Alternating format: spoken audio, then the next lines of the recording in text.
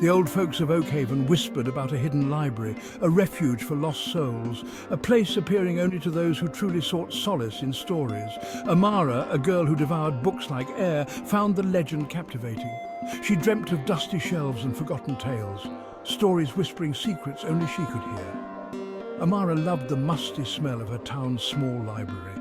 It offered comfort, a break from the loneliness that gnawed at her. Lately, her haven felt insufficient. The familiar stories no longer chased away the shadows lurking within. She longed for something more, a story written just for her. One dreary afternoon, Mrs. Hawthorne, the librarian, shared an intriguing tidbit. Legend says, she rasped, the library appears on nights when the moon is shrouded and hearts are heavy. Amara clung to her every word, but only, Mrs. Hawthorne warned, to those who believe. The following week was particularly trying. Arguments with her parents, a cold war with her best friend, even her beloved books couldn't mend her fractured spirit. Rain lashed against her window pane, mirroring the turmoil within. The moon, hidden behind a curtain of clouds, seemed to understand her sorrow. Driven by an invisible force, Amara found herself drawn to the park. The legend of the hidden library echoed in her mind. She reached the ancient oak, the supposed marker. Despondency choked her. There's no such thing, she whispered, tears mingling with the rain. Suddenly a warm light emanated from the oak's gnarled trunk. Vines parted, revealing a cobblestone path bathed in an ethereal glow. Hesitantly, Amara stepped forward. Each stone seemed to pulse with a life of its own, guiding her towards the unknown. The air thrummed with unseen energy as Amara entered the clearing. Before her stood a magnificent structure. Towers scraped the sky, crafted from shimmering obsidian that reflected the moon's pale glow. Wisps of silver smoke resembling playful spirits danced around its spires.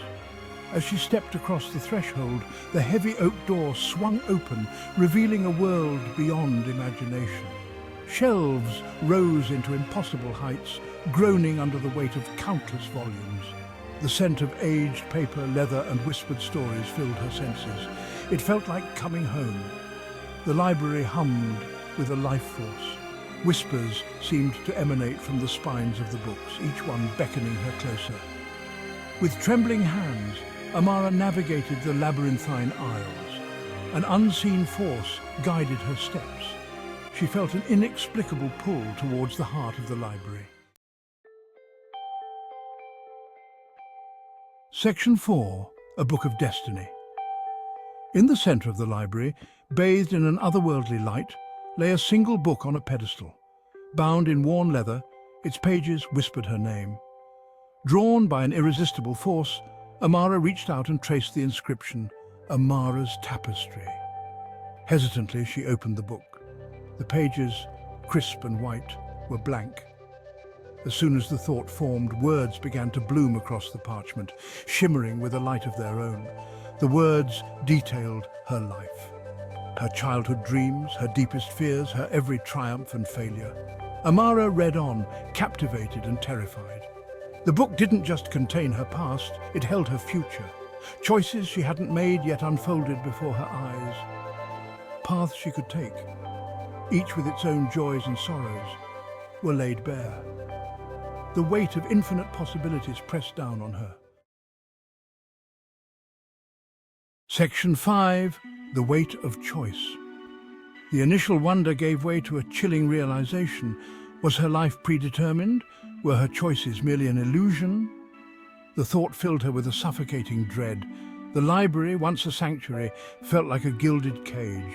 She longed for the familiar comfort of her small town, for the simplicity of a life yet to be written. Closing the book, Amara sank to her knees, tears streaming down her face. The whispers of the library seemed to mock her. "Is this the price of knowledge?" she cried out, her voice echoing through the silent chamber. "To be burdened with the weight of choice?" A gentle warmth spread through her. Looking up, she noticed a faint inscription on the pedestal. "The future is not set in stone, but written with the ink of your choices." Hope flickered within her. Perhaps she wasn't a prisoner of fate, but an artist of her own destiny. Section 6, A Future Yet Unwritten. With newfound determination, Amara opened the book once more. The words were no longer a source of fear, but a roadmap. She saw the potential for happiness, for love, for a life lived on her own terms. The library, she realized, wasn't a cage, but a mirror. It reflected the boundless possibilities that resided within her. Taking a deep breath, Amara closed the book and stepped away. The library shimmered around her, its magic as real as the beating of her own heart. As she made her way back through the oak door, a profound sense of peace settled over her. The future was hers to write, and she had a feeling it was going to be a story worth telling.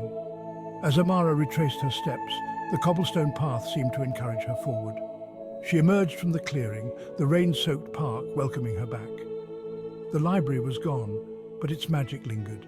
With each step, Amara felt lighter, the weight of her worries replaced by a thrilling sense of possibility. The world awaited, and she was ready to embrace the mystery of her own unwritten story.